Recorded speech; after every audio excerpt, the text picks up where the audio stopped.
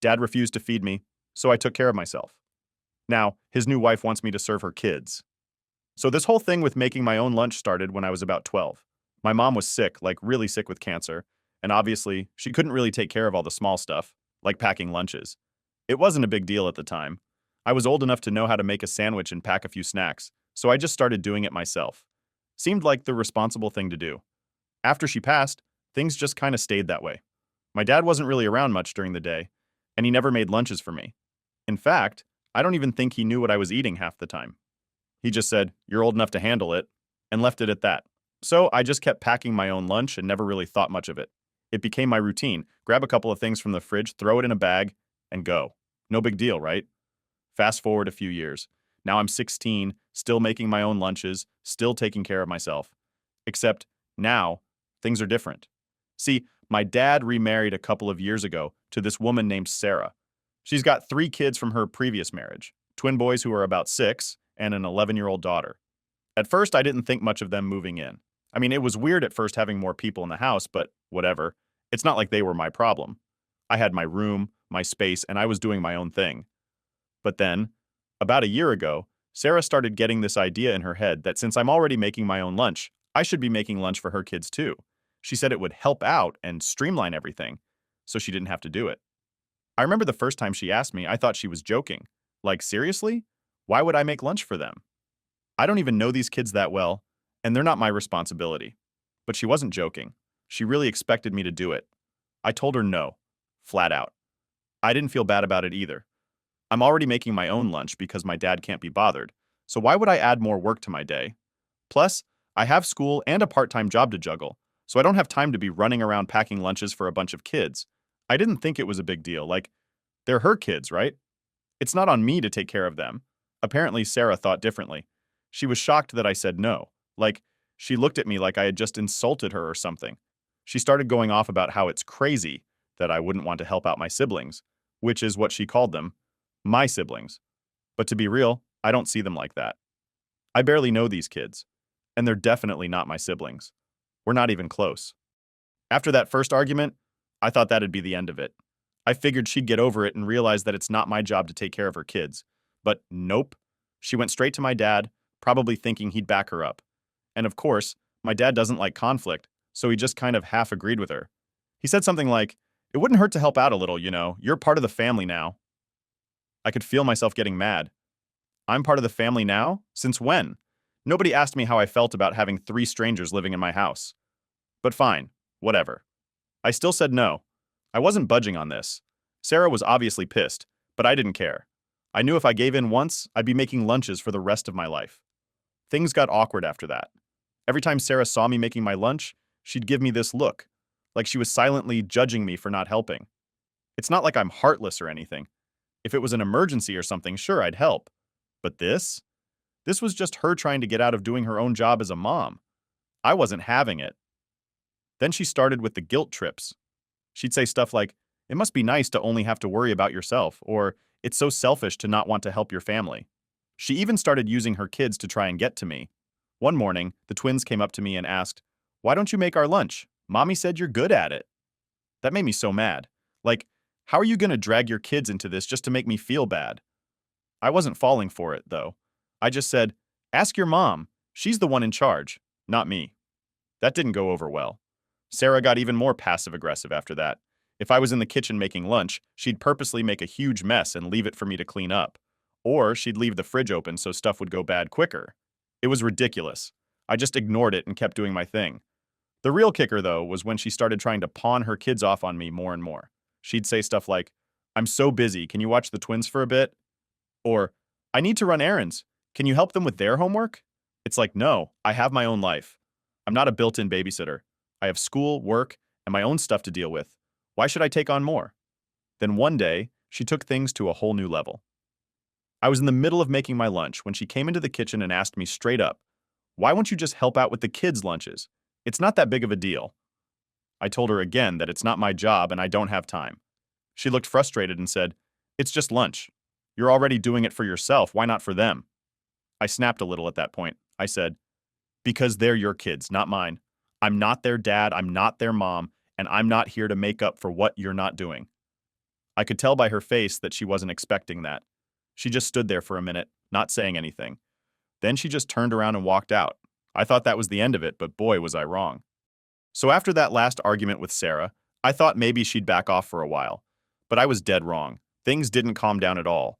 If anything, she got more persistent, almost like she was on a mission to make me give in. And of course, she went straight to my dad again. This time, though, it wasn't just a casual suggestion. She came at him full force, saying that I needed to start helping more around the house and doing my part for the family. I could hear them arguing in the living room while I was in my room. Sarah was doing most of the talking, and my dad, as usual, was just kind of agreeing with her in that passive way he always does when he doesn't want to deal with a situation. I knew what was coming before my dad even knocked on my door.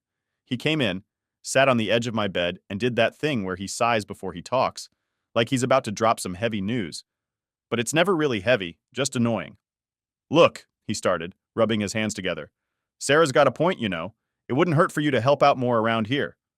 "Help with what?" I asked, knowing exactly where this was going, but not in the mood to make it easy for him. He kind of hesitated, which told me he didn't really want to have this conversation either, but he was too far in now. "Well, the kids," he said. "You know, making their lunches, helping Sarah when she's busy. You're already making your own lunch, right?" I just stared at him for a second. "Yeah, my own lunch. For me. Not for anyone else." I know," he said, like he was trying to smooth things over before it got heated. "But you're part of this family now, and Sarah's got a lot on her plate. It wouldn't hurt for you to step up a little." This is where I lost my patience. "Dad, I'm already stepping up. I make my own lunches, I work part-time, I take care of my own stuff. Why do I need to take on more? They're not my kids. Sarah married you, not me." He didn't like that. His whole expression changed, and he went from trying to be all calm and diplomatic to being irritated.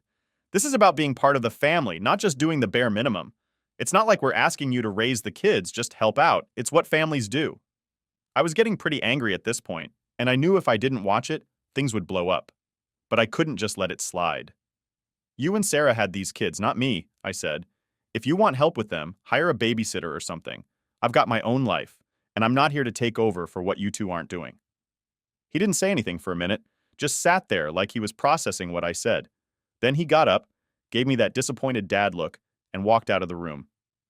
I knew this wasn't the end of it. Sarah was probably waiting downstairs for the report, and whatever I said wasn't going to make her happy. Things got really awkward after that. It was like every time I walked into the kitchen, Sarah was there, hovering, watching me. She didn't even try to hide her frustration. She'd make little comments under her breath like, "Must be nice to only worry about yourself," or "Some people don't know what family means." I just ignored it. I wasn't going to engage with her passive-aggressive nonsense. I knew if I did, it'd just turn into another argument, and I didn't have the energy for that. Then she pulled the guilt trip move. One day, I'm in the kitchen packing my lunch for the next day, and she comes in with the twins. She's all like, "Oh, boys, don't you wish you had a big brother who cared enough to help out and make you lunch?" I stopped what I was doing and looked right at her. I wasn't having it. I said, "That's not fair, and you know it. You can't make me responsible for them." She didn't like that. She turned to the boys and said, "Why don't you two go play? I need to have a grown-up talk with your brother." As soon as they left, she turned on me. "You know, it's not just about the lunches. It's about the fact that you don't even want to help. It's selfish." That word, selfish, set me off. Selfish? I'm the one making my own food and paying for it with my own money. I'm not asking anyone to take care of me. If anyone's selfish here, it's you for trying to dump your responsibilities on me. She wasn't expecting me to push back that hard. She looked a little shocked at first, but quickly recovered. "I work full-time. I'm raising 3 kids, and I'm trying to make this house run smoothly. The least you could do is step up and be part of the family." I shook my head. "Sarah, I'm part of the family, but that doesn't mean I have to take on your job. You and Dad decided to have these kids. You and Dad should be the ones taking care of them. I'm doing more than enough by taking care of myself." She didn't have a comeback for that, so she just gave me this angry look and left the room. I thought maybe that would be the end of it for the day, but of course it wasn't. Later that night, I overheard Sarah talking to my dad again. She was laying it on thick about how I didn't care about the family, how I was only thinking about myself, and how it was making her life so much harder. I knew my dad would come back to me about it, and sure enough, the next day, he knocked on my door again. "Listen," he started, "I get it. You don't feel like it's your responsibility to take care of the kids.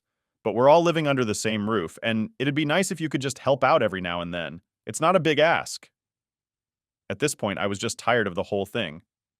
Dad, it is a big ask. I already do more than enough around here. If Sarah needs help, she should talk to you, not me. I'm not going to be a replacement parent.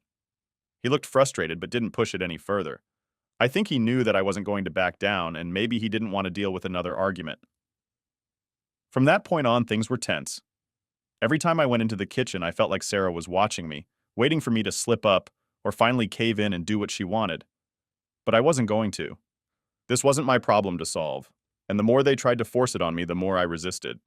So after that last talk with my dad, I figured things couldn't get much worse. Sarah was mad, my dad was frustrated, and I was just trying to keep my head down and stay out of the drama. But of course, they couldn't let it go. Things took another turn, and this time it wasn't about lunch anymore. It was about dinner. It started one evening when I was in the kitchen, making myself something to eat.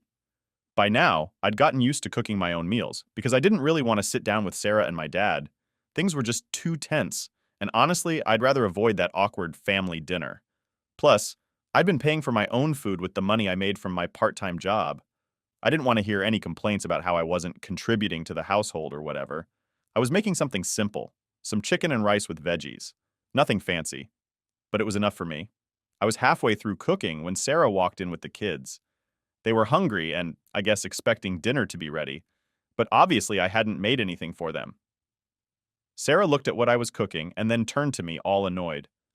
"Are you not making dinner for everyone?" she asked, like I was supposed to just know that's what she wanted. I looked at her and said, "No, this is for me. You didn't ask me to make anything for everyone." She stared at me for a second, clearly not happy with that answer. "You're cooking for yourself, but you couldn't think to make enough for the kids too?" she snapped. "They're hungry." I could feel myself getting frustrated already, but I tried to stay calm. "I'm not their parent, Sarah. I'm just making dinner for me. You can make something for them, or Dad can. It's not my responsibility." That set her off. She started going off about how selfish I was, how I never thought about anyone else, and how I was splitting the family by refusing to help.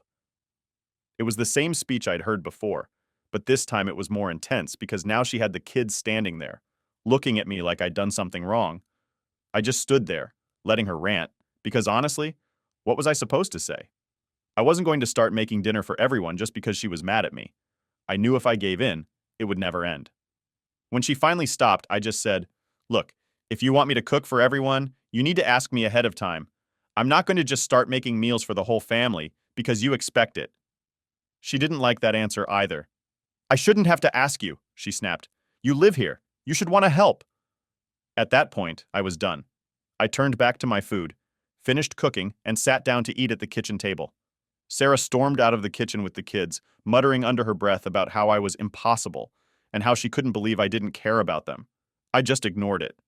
I was tired of the whole situation, and I wasn't going to let her guilt trip me into doing something I didn't want to do. But of course, things didn't stop there. The next day, Sarah and my dad had another talk with me. This time, they both sat me down in the living room like it was some kind of intervention. I already knew what was coming. "We need to talk about the way you've been acting lately," my dad started, looking all serious. I leaned back on the couch and crossed my arms. "What about it?" Sarah jumped in right away. "You're refusing to help out with anything around the house. You won't make lunch for the kids, you won't make dinner, and now you're even buying your own groceries and making your own meals like you're not part of the family." "That's because I'm not their parent," I shot back. "I'm not responsible for making sure they eat. That's your job, not mine." My dad sighed, clearly getting frustrated. "We're not saying you're their parent, but we are a family. We all live here, and it wouldn't kill you to pitch in once in a while." "I do pitch in," I said, raising my voice a little. "I take care of my own stuff, I make my own food, and I pay for it with my own money. I'm not asking you guys for anything, so why do I have to take on more?" Sarah cut in again. "Because you're part of this household. It's not about who's asking for what. It's about contributing and being part of the family." I couldn't help but roll my eyes. "I am contributing by not relying on you guys for anything. If I wasn't making my own meals, you'd complain about that too. So what's the issue?" The issue apparently was that they wanted me to help out with the kids more. It wasn't enough that I was already making my own meals. They wanted me to make theirs too. They wanted me to take on more responsibilities, but only the ones they didn't feel like doing themselves. "I'm not their babysitter," I said, "and I'm not their cook. I've already told you that. I'm not going to start making their meals because you think I should." My dad was clearly losing his patience at this point. We're not asking you to be their babysitter, but they're part of this family and so are you. Why is it so hard for you to understand that helping out with them isn't a big deal? I shook my head. Because it is a big deal. I'm not going to take on your responsibilities. If you can't take care of them, that's on you, not me. The conversation didn't really go anywhere after that. My dad and Sarah kept trying to guilt me into helping more, but I wasn't budging. I wasn't going to let them put more on my plate when I was already handling my own stuff. I knew if I gave in even a little, it would never stop. They'd keep piling on more and more until I was basically doing everything for them. So I stood my ground. I kept making my own dinners, buying my own groceries, and doing my own thing. And of course, they kept giving me the cold shoulder. Sarah stopped talking to me unless she absolutely had to, and my dad just looked disappointed every time he saw me. But I wasn't going to let that change my mind. The tension in the house was pretty thick after that. Every time I went into the kitchen to make something, I felt like they were watching me, waiting for me to slip up or finally give in. But I didn't. I kept doing what I needed to do for myself, and I didn't let them guilt me into anything else. It wasn't easy living like that, but I knew it was better than letting them push me around. At least this way, I had control over my own life, even if things were a little awkward. I figured eventually they'd either get over it or find some other way to deal with the situation. But one thing was clear. I wasn't going to be their built-in chef or babysitter, no matter how much they tried to guilt me into it. So after all the arguing and tension, you'd think things would calm down, right? But no, of course not. In fact, things somehow managed to get even worse. I was doing my best to stay out of the way, keep my head down, and just take care of myself. I mean, I didn't see why that was so hard for them to understand. I wasn't asking for anything from Sarah or my dad, so why couldn't they just let me be?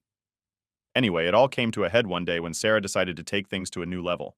I'm in my room, doing some homework after school, and I hear my dad and Sarah talking downstairs. I couldn't really make out the words, but I could tell it was about me. You know when people's voices are just on that edge, where they're talking quietly but there's this tense energy behind it? Yeah, it was like that. I didn't think much of it at first because, honestly, I'd gotten used to them complaining about me.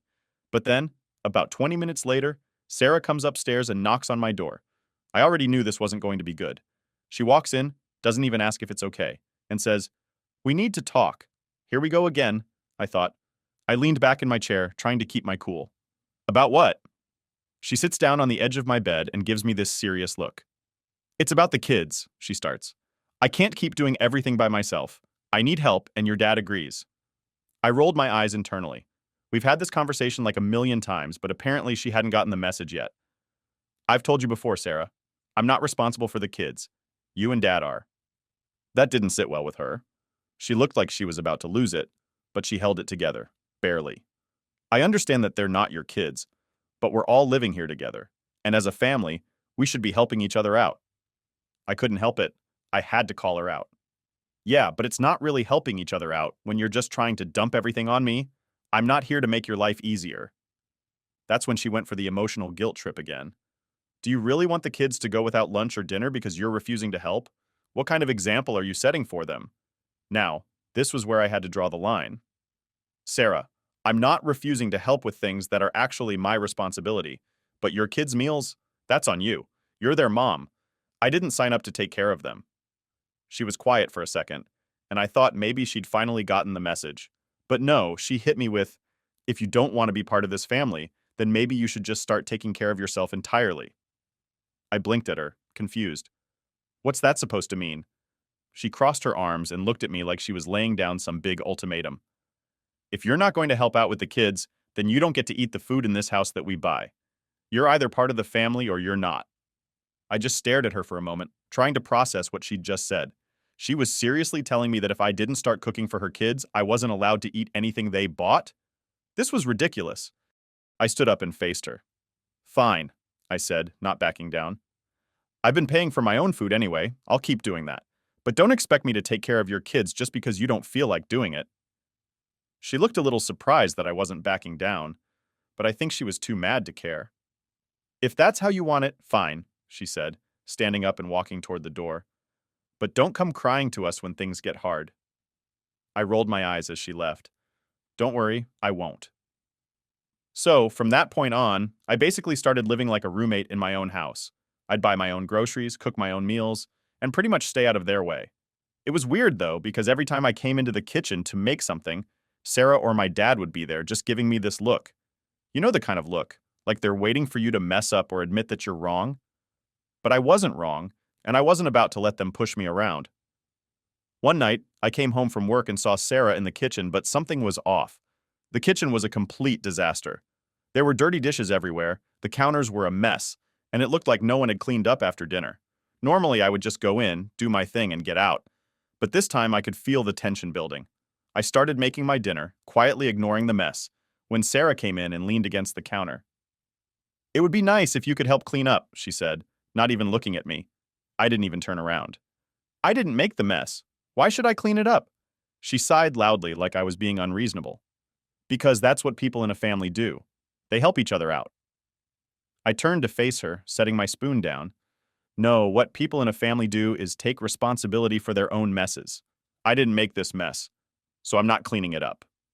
She glared at me, clearly pissed, but didn't say anything. She just left the kitchen, and I went back to cooking. It felt like every interaction with her now was some kind of battle, but I wasn't going to cave. I wasn't going to let her guilt me into doing more than my fair share. After I finished eating, I cleaned up my own stuff and went back to my room. I knew things were only going to get worse from here, but I didn't care. I was doing what I had to do to survive in this house, and if they didn't like it, that was their problem. The next few days were more of the same: awkward silences, cold stares, and passive-aggressive comments. But honestly, I was used to it by now. I just kept my head down, kept doing my own thing, and stayed out of their way as much as possible. I knew I couldn't change how they felt about me, but I could control how I handled it. And as far as I was concerned, I was doing just fine. By the time Monday rolled around, things were already tense, but I didn't expect what happened next. I had been home for a few hours, just doing my own thing.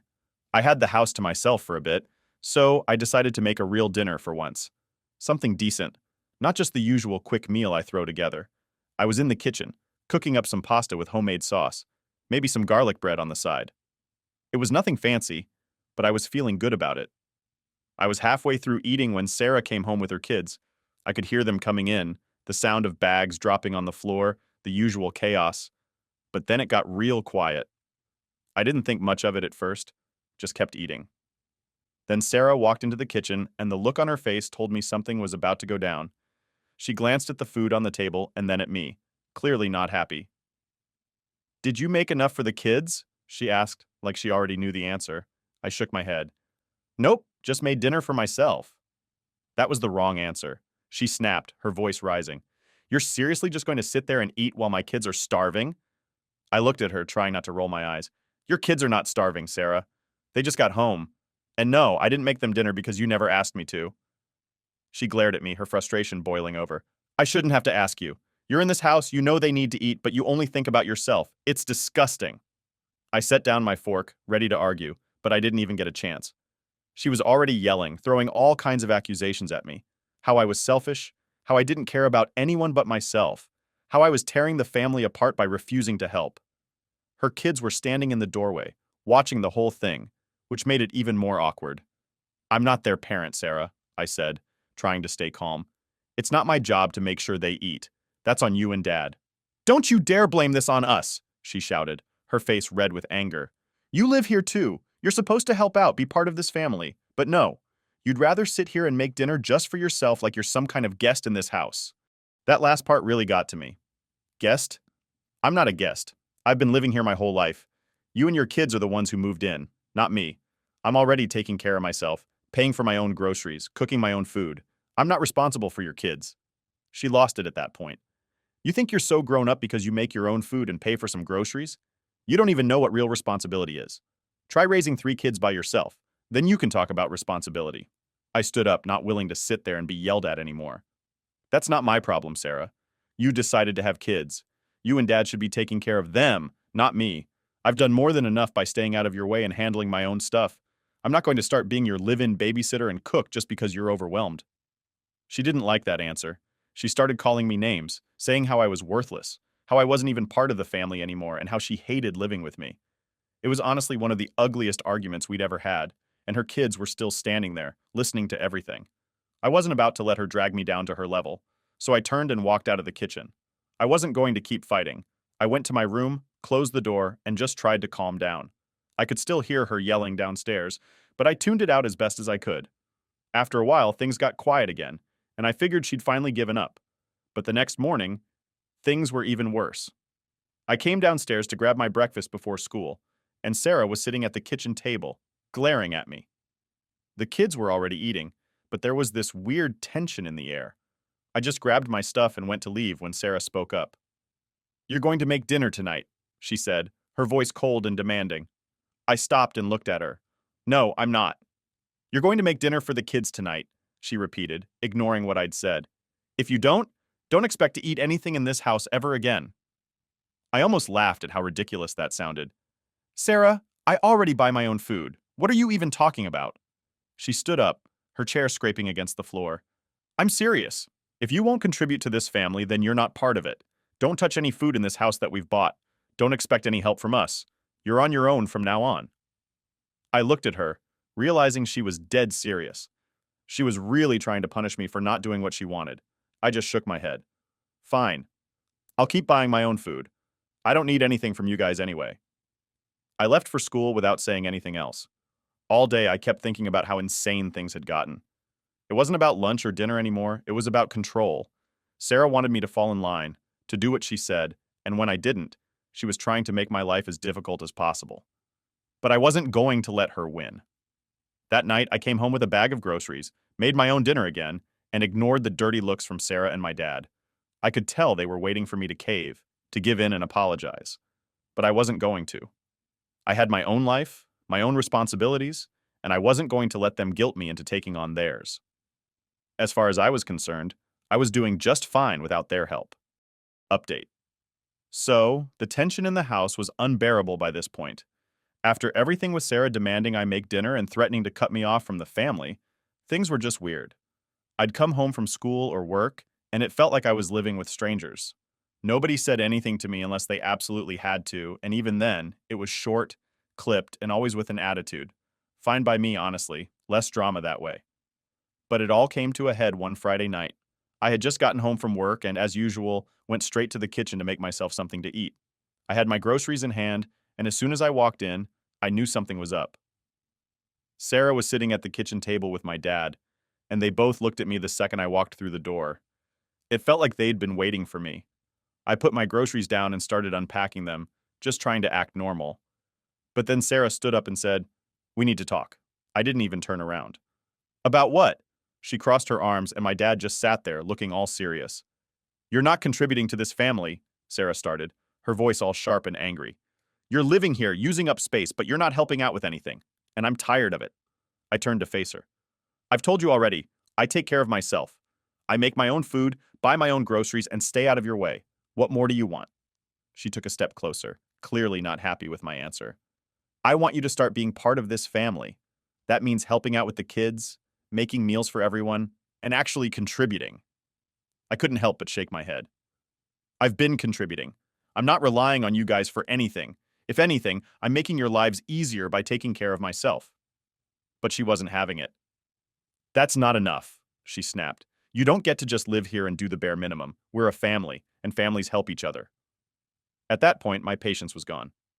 "Sarah, I'm not part of your family. I didn't ask for this. You and Dad decided to get married and bring 3 kids into this house. I didn't.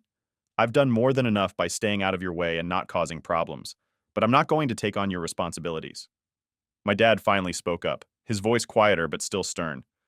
"You're part of this family whether you like it or not, and we expect you to act like it." I looked at him and I realized something. They were never going to get it. No matter what I said, no matter how much I tried to explain myself, they were always going to expect me to take on more than I should. It wasn't about being fair or logical. It was about them wanting control. I let out a long breath. You know what? If this is what being part of the family means, then I don't want any part of it. I'll keep doing my own thing, and you can keep doing yours. But I'm not going to let you guilt me into doing more than what's fair. Sarah glared at me, and my dad just shook his head. "Fine," Sarah said, her voice cold. "But don't expect us to help you with anything anymore. You're on your own." I just nodded. I already am. And with that, I grabbed my groceries, went back to my room, and shut the door.